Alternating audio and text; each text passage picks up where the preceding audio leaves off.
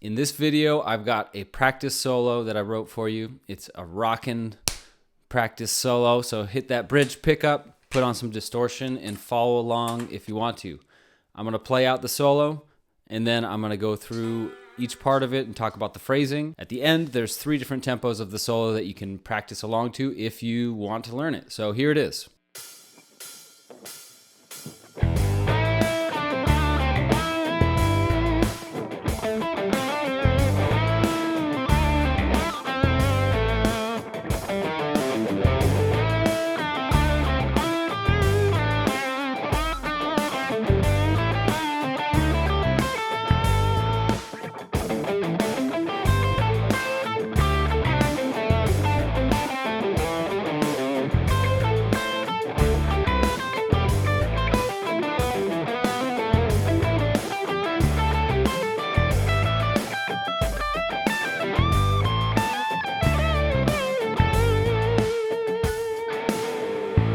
So you might have noticed that there are a couple of themes running through each part of the solo. I think of it as 2 parts.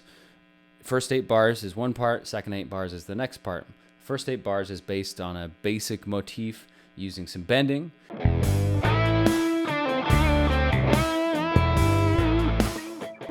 So I'm just bending from the 4 into the 5 of the related to A. That's my motif, and I'm developing that through the first 8 bars.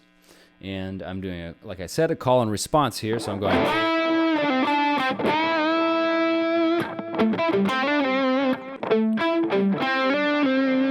I'm going from A up to E, down to G, and then C, sliding up into D, back to C. So the first phrase.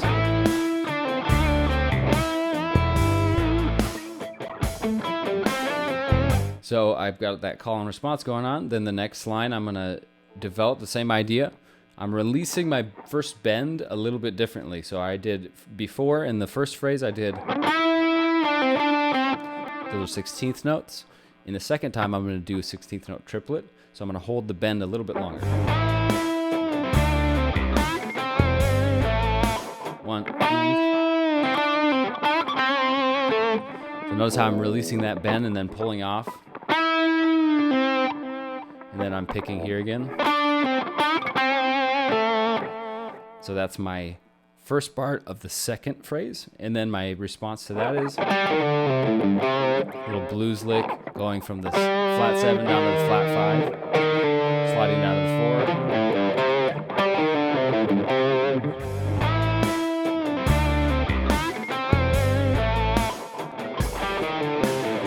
4. So from the beginning.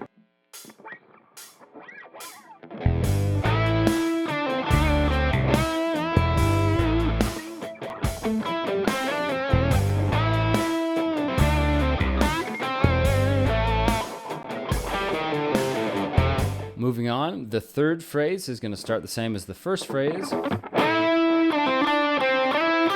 then I'm going to slide up. What I'm going to do is with my second finger, slide into the 5th, the E, go up to the flat 7, G, then slide back down, getting that nice slidey sound.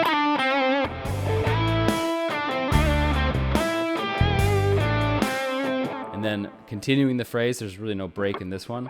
So it's.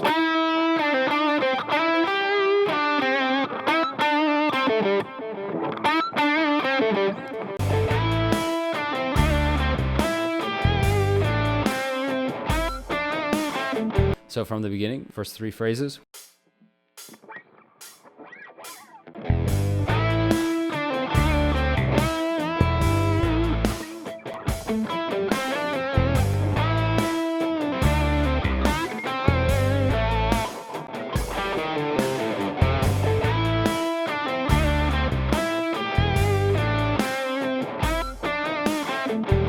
So after the third phrase, we're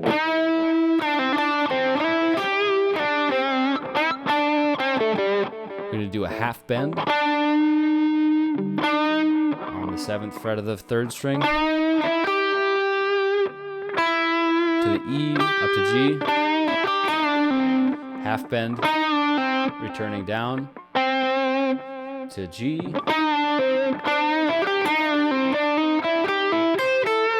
then up the blues scale.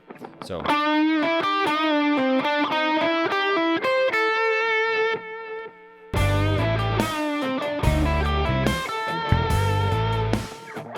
that is the fourth phrase, which you can see is quite a bit different than the first three phrases. It's a conclusion. So the full first 8 bars.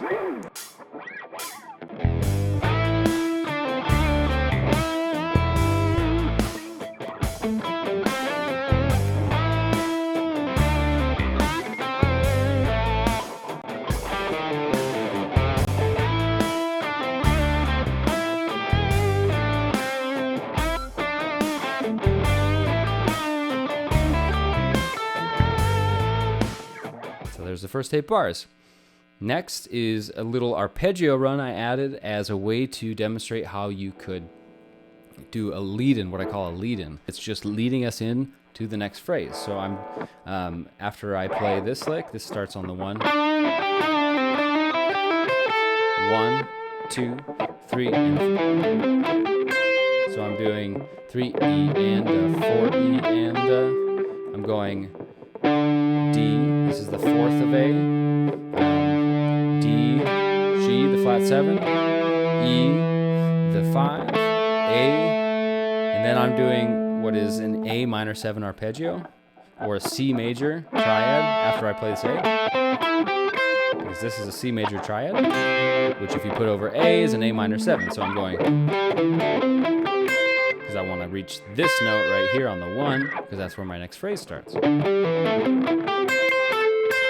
So I'm going to go from the 4th phrase or the bars 7 and 8 of the first half.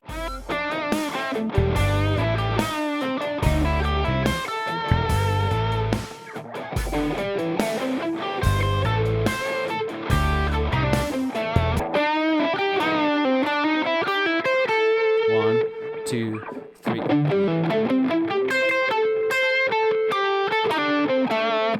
So now I've changed the motif. So I'm doing a little, what I think of as kind of like a funky little rhythm with some attitude.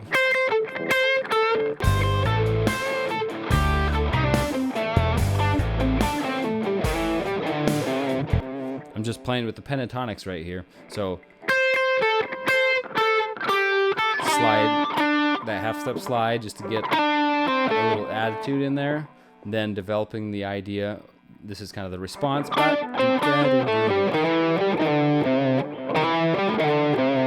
So from the lead-in,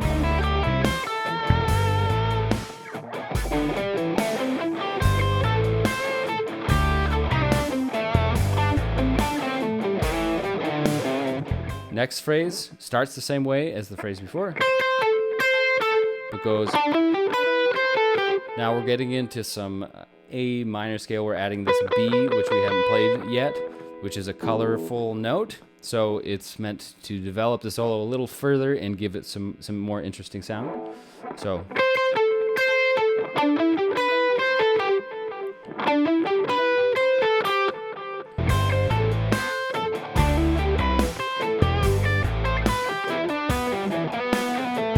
the second half.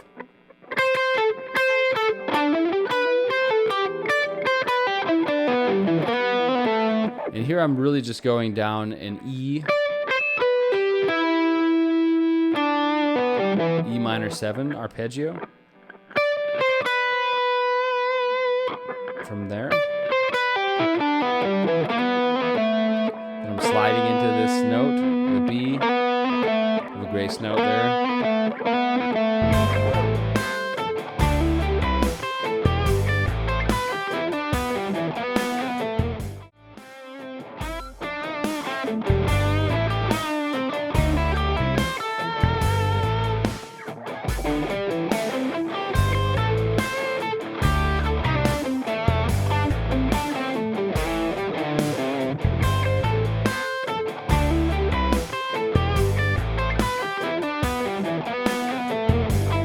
Then we're going to go into the last 2 lines, or the last 4 bars, and it's taking this first idea, displacing it a little bit, and just taking that small fragment, moving that fragment through the scale, as you'll see.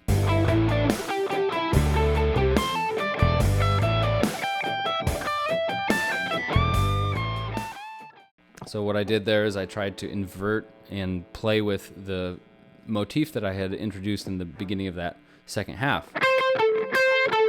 That one. And what I'm doing is displacing it by a 16th note. And then manipulating that and pushing that through the scale and pattern in different ways.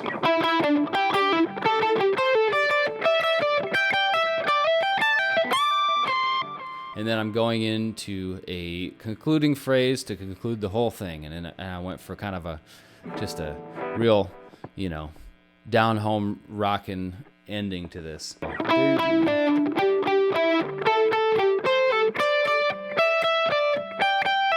Sliding.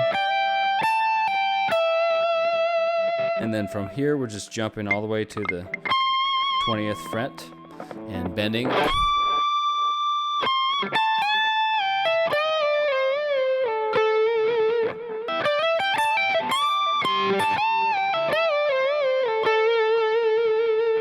So it goes.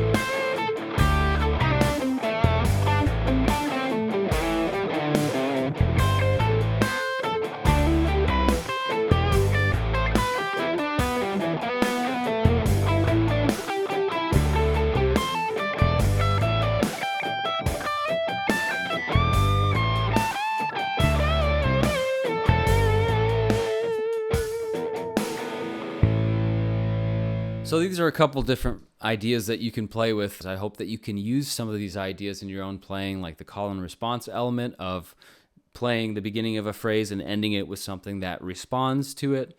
The idea of developing a phrase further and further and then concluding it.